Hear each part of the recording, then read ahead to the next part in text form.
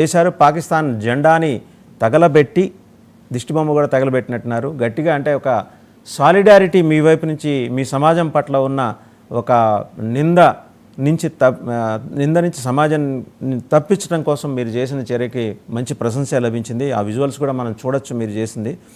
Right. మీరు నిన్న ఒక మాట అన్నారు, నిన్న కూడా మీరు డిబేట్లో పార్టిసిపేట్ చేశారు. పాకిస్తాన్ దరిద్రాన్ని మన తలని నెత్తికెత్తుకోవద్దు అని.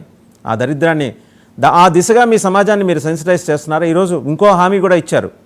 శుక్రవారం ఈరోజు ప్రార్థనల్లో మేము దేశం ఈ దాడిలో మృతి చెందిన వారి కుటుంబాల కోసం వారి బాసటగా నిలబడతాం, వారికి సానుభూతి ప్రకటించబోతున్నాం.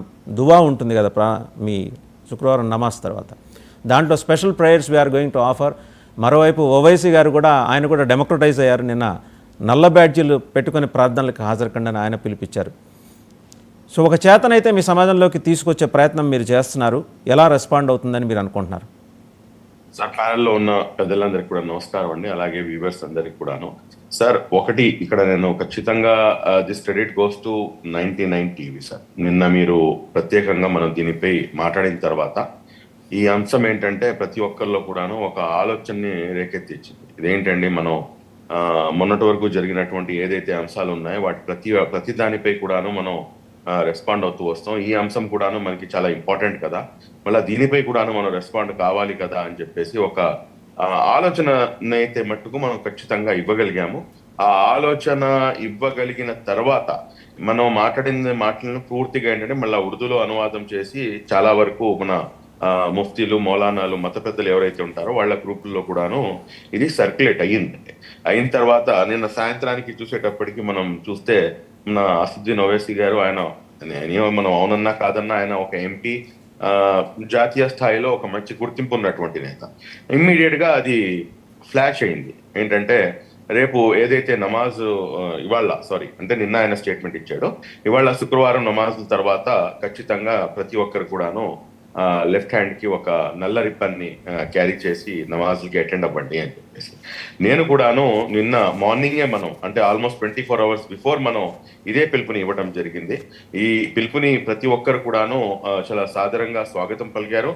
ఈ రోజున ఖచ్చితంగా నేను మీకు మాట ఇచ్చిన విధంగా ఖచ్చితంగా ఈ రోజున ఏదైతే జుమా ప్రేయర్ అంటే శుక్రవారం ప్రత్యేక ప్రార్థనలు ఉంటాయో ఆ ప్రార్థనల అనంతరం ఖచ్చితంగా వీరి కోసం ప్రార్థన చేయడానికి, దువా చేయడానికి కూడాను కొన్ని మసీదులు సైతం కూడాను మనం మామూలుగా ఏంటంటే ఉర్దూలో ఉంటాయి, కానీ నేను పర్టికులర్ గా చెప్పాను. ఎందుకంటే ఇది మన మొత్తం సమాజానికి, మొత్తం రాష్ట్రానికి, మొత్తం దేశానికి కూడాను అర్థం కావాలి. సరే, ఉర్దూ భాషలో ఉంటే నార్త్ వరకు మనకి అర్థం అవుతుంది, కానీ మనకి సౌత్ ఇండియాలో కూడాను మన ఎస్పెషల్లీ మన రెండు తెలుగు రాష్ట్రాల్లో కూడాను ప్రజలకి తెలియాలి అసలు మనం ఏం చేస్తున్నాం ఏంటి అనేది తెలియాలి.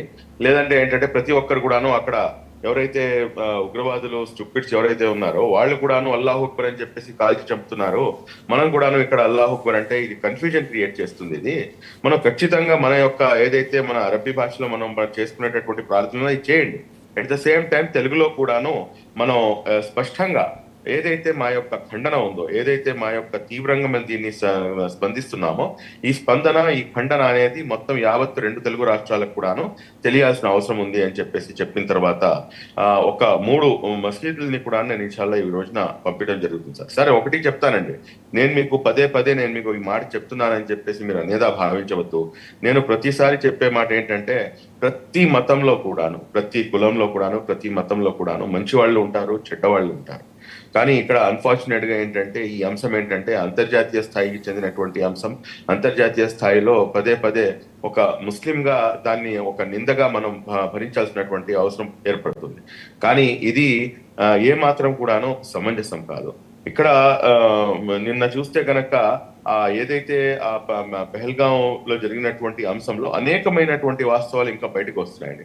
అక్కడ ఉన్నటువంటి అంటే మీకు ఏ రకంగా అయితే అక్కడ కాంటాక్ట్స్ ఉన్నాయో నాకు కూడాను వారితో కొంతమంది కాశ్మీరీలతో 1-2 సార్లు నేను కూడా విజిట్ చేస్తున్నాను.